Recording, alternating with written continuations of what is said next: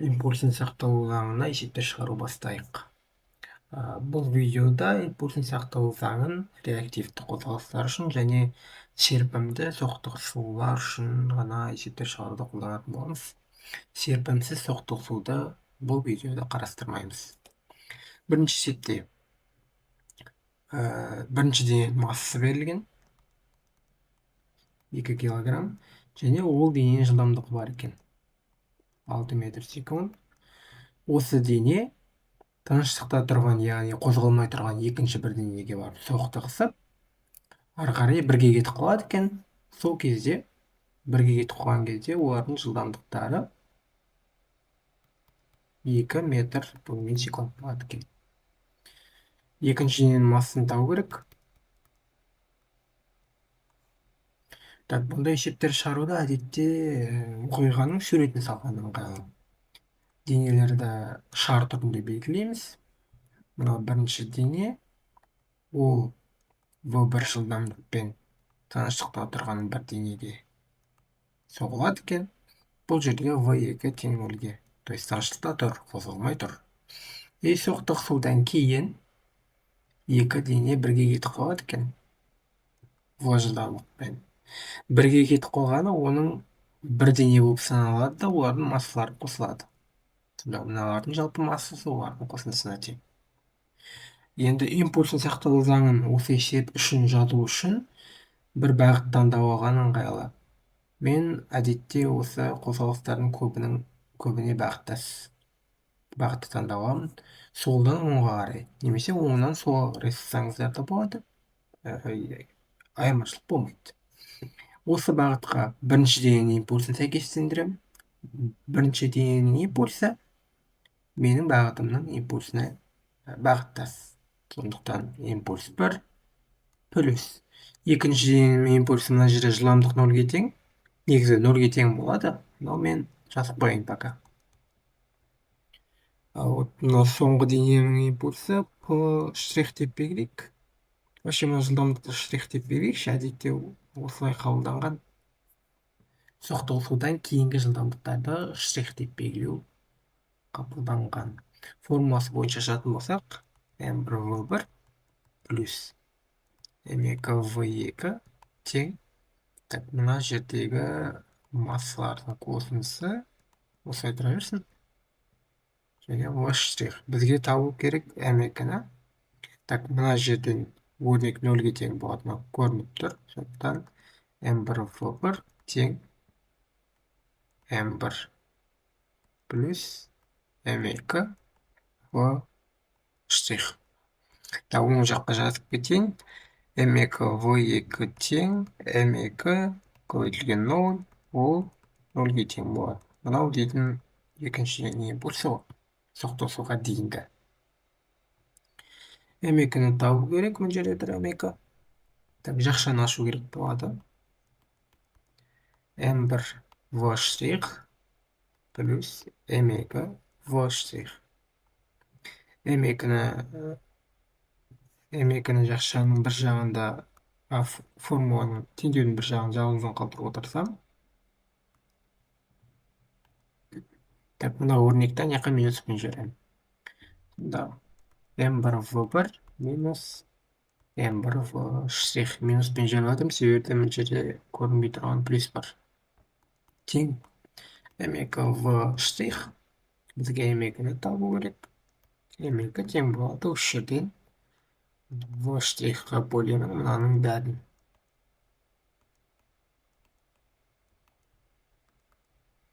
Мәндерін қою қалды. 2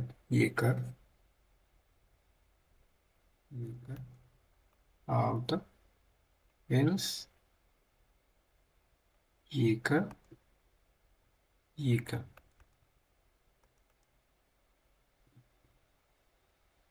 12 минус 4 бөлінген 2.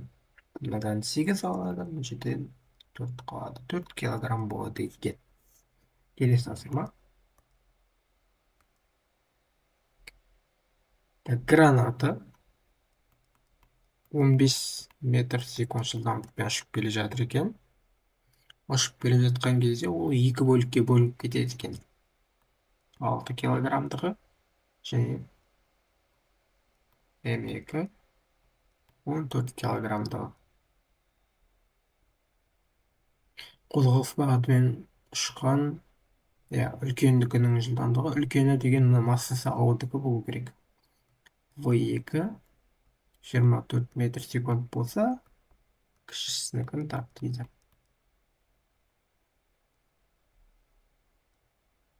Так, суретін салайық. Граната.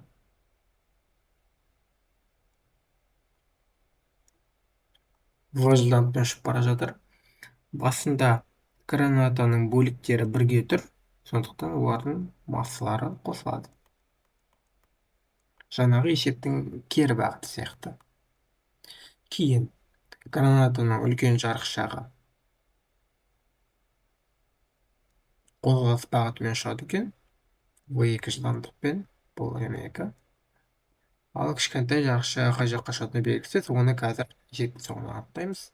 Пока қарама-қарсы бағытта ұшады деп есептейік.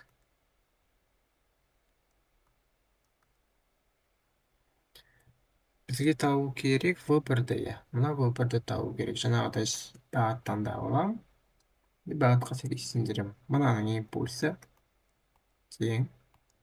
Так, мына кішкентай жарықшақтың жылдамдығының бағыты менің бағытыма қарама-қарсы. Демек, оның импульсінің бағыты да менің бағытыма қарама-қарсы болады. Бұл жерге минус P1 деп жазу керек болады. Плюс P2. P2 уже бізге бағыттас. Так, ашайық формулалармен.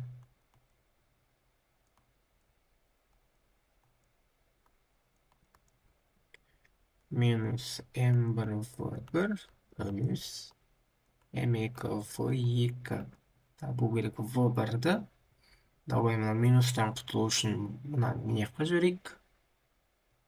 М1 В1 плюс М1 плюс М2 көбейтілген жылдамдыққа М2 В2. М1 В1 жалғыз қалсын, ананы минуспен жіберейік.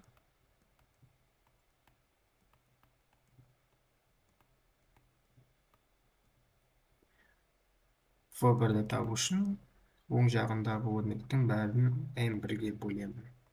V1-ді таба аламын.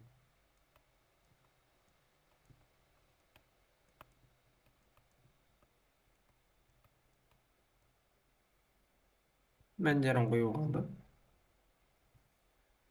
Есептеуді мына жаққа.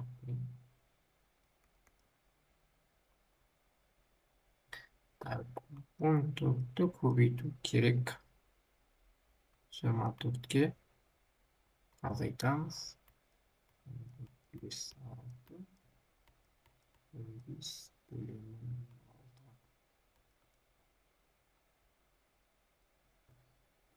14-ті 24-ке көбейтсек.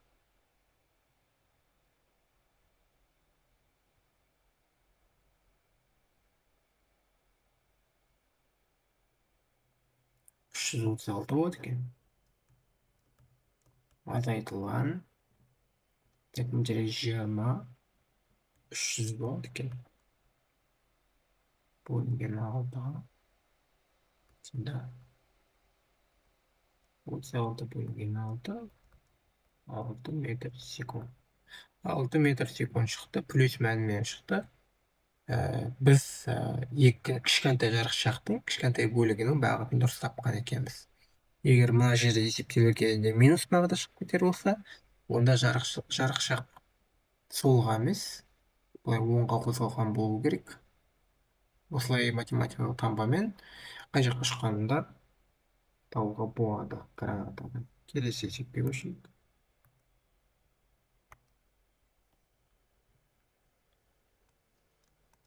1,5 метр секунд жылдамдықпен қозғалып бара жатқан 20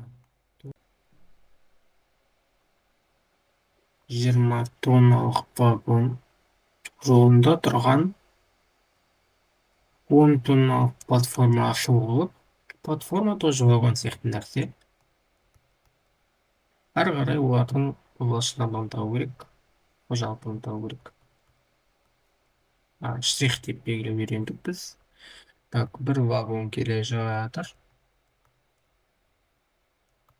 Сол бір жылдамдықпен оның массасы m1 болсын. Тыныштықта тұрған m2 вагонға соғылады. Оның Vx-і тең нөлге. Соғылғаннан кейін екеуі бірге кетіп қалады тіркесіп.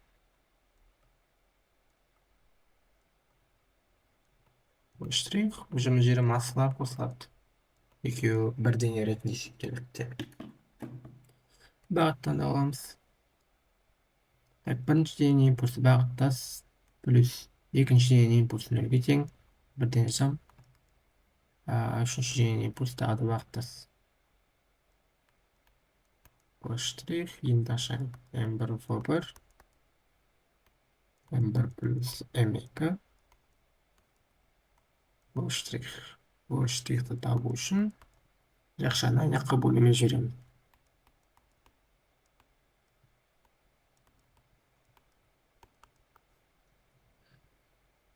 Так, 20 тонналарды айналдырған дұрыс болады негізі. Айналдырмасақ та болады. Қазір көрсетемін неге бұл айналдырмай қоюға болатынын. 20 тонна деп жасайын. Астында қосылған кезде 30 тонна болады. Көбейтеміз 1,5 метр секунд. Тонналарды қысқартып түсем болады. 30 пен 2, 20-ны қысқартып түсем болады оңға. Бұл жерде 2, бұл жерде 3 қылады. 2-ні 1,5-ге көбейтсем 3, 3-ті 3-ке бөлгенде 1 қалу керек, 1 метр секунд жылдамдық. Келесі тапсырма. Массасы 2000 килограмм. Ағаш аппараты орбитада 8 километр секунд жылдамдықпен қозғалып барады. Оған қарсы бағытта. То есть, бірінші дене, екінші денеде. Оған қарсы бағытта 10 километр секунд жылдамдықпен. Массасы 100 грамм. Метеорит келіп соғылды. Аппараттың корпусына келіп тіреліп қалды. Мына жерде сұрауды ұмытып кеткен, бұл штрихті табу керек. Екеуі кептетіліп қалды. То есть екеуі бірігіп кетті, ары қарай қалай қосылады, соны сұрап тұр бізге. Так, 8 километр секунд дегенді айналдыру керек. 8 километр бөлінген секундты осылай жасасам болады. 8-ді жазып қояйық. Километрде 1 метр бар. Осылай метр секундқа айналдырып ала аламыз. 1000-ды 8000-ға бөліп қоямын. Мына жақта метр секунд қалады. Мына жерде 8000 метр секунд. Мына жерде де солай 10 метр секунд шығу керек. 100 граммды айналдыру үшін 100-ді бөлген 10-ның -3 дәрежесінде килограмм болады. Так, суретін салу керек. Ғарыш аппараты ұшып келе жатыр. Массасы 1, жылдамдығы 1. Оған қарсы бағытта метеорит ұшып келе жатыр. Массасы m2. Соқтығысқаннан кейін олар бірігіп кетеді де бір жаққа қозғалады. Мен пока қай жаққа қозғалатынын білмеймін. Осы бағытта саламын. Егер жолымызда мен ұшып кететін болса, онда оңға емес солға қозғалған болып шығады. V-штрих жылдамдықпен қозғалады. Бағытты таңдаймын. P1 минус P2 болады. Себебі P2-ның бағыты менің бағытыма қарама-қарсы. Тең болады. V-штрих, енді ашайық формуланы.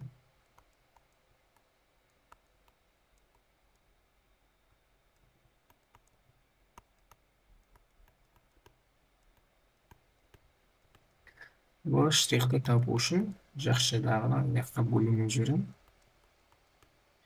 Орындарын қою ғана қалады.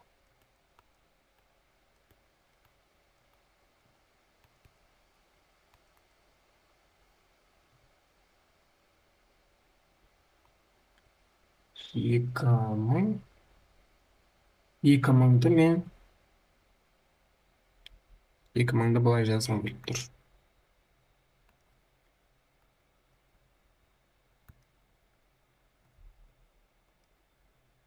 2 көбейтілген 10-ның 3 дәрежесі десем қате болмайды. Көбейтілген 8 көбейтілген 10-ның 3 дәрежесі минус. Мына жерде 100 көбейтілген 10-ның минус 3 дәрежесі. Көбейтілген 10-ның 1 көбейтілген 10-ның 4 дәрежесі десем болады.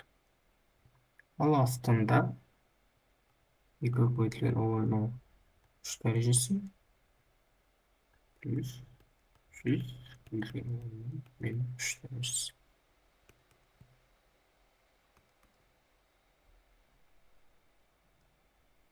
Так, мына жерде 16 көбейтілген 10-ның 6 дәрежесі болады. Так, оның дәрежелерін мен жұмыс жасауды түсінбесеңіздер, осы каналда видео бар, соған арналған, соны алсаңыздар болады. Мына жерде 100 көбейтілген 10-ның 1 дәрежесі алады, немесе просто 1000 қалады. Biz getiririz ayırırız. 1000 қалады. Ал астында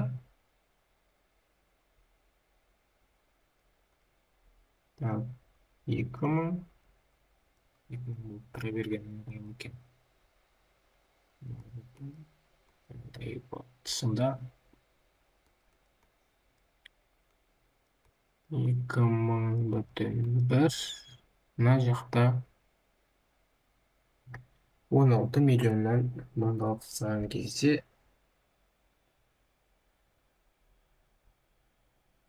айырмашылық өте аз болады, но соны есепке алу үшін біз жазу керекпіз. 15,990,000. Осы санды бөлеміз 2000-ге.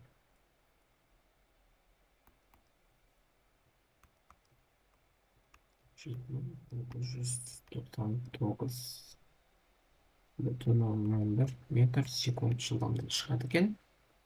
Сонда ғарыш аппараты жылдамдығын қатты өзгертпейтін болып тұр ғой. Өйткені метеорит өте кішкентай. Келесі тапсырма. Мына есеп уже реактивті қозғалыс есебі, но оны осы сақталу заңының есебімен жолымен шығаруға болады. Бірінші винтовканың массасы 4 килограмм, және оқтың массасы 8 грамм, немесе 0,008 килограмм. Және оқтың ұшып шыққан оқтың жылдамдығы берілген 600 метр бөлінген секунд. Мылтықтың жылдамдығы отдачаның жылдамдығын табу керек. Так, суретін салайық. Бастапқыда бір мылтық тұр. Мылтықтың ішінде оғы бар. Басында ешкім қозғалатқан жоқ. Бұлардың жылдамдықтары тең нөлге. Сондықтан импульстары да тең нөлге.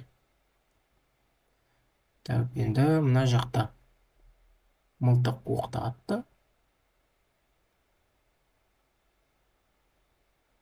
Мылтық кері қарай серпілді. Бұл бір жылдамдығымен, М1 массасымен оқ алға қарай ұшты. М2 массасымен, В2 жылдамдығымен. Бағытты таңдаймыз. Импульс сақталудан жасайық. Так, мына жақта импульстардың бәрі нөлге тең. Ешкім қозғалатқан жоқ бұл жерде. Мына жақта минус, мылтықтікі минус болады да. Ал оқтікі плюс болады себебі. Бағыттас. Бұл бірді міне қажесен болады. Бұл бізге ұқсас, бізге таныс реактивті қозғалыс теңдеуі шығады.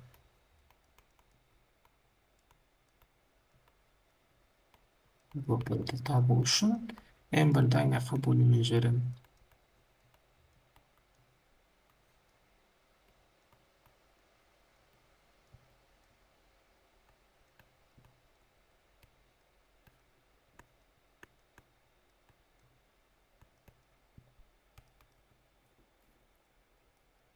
Так, ана жерде кыскартуу жүргүздүм 4-ке. 600'ün içinde 4 150 rate бар. Албетте мындан 8'de көбөйтүү керек болуп атат. 200-ге. Мында 1,2 дейтин жылдамдык чыгат. Метр секунд. Осылай да чыгарууга болот.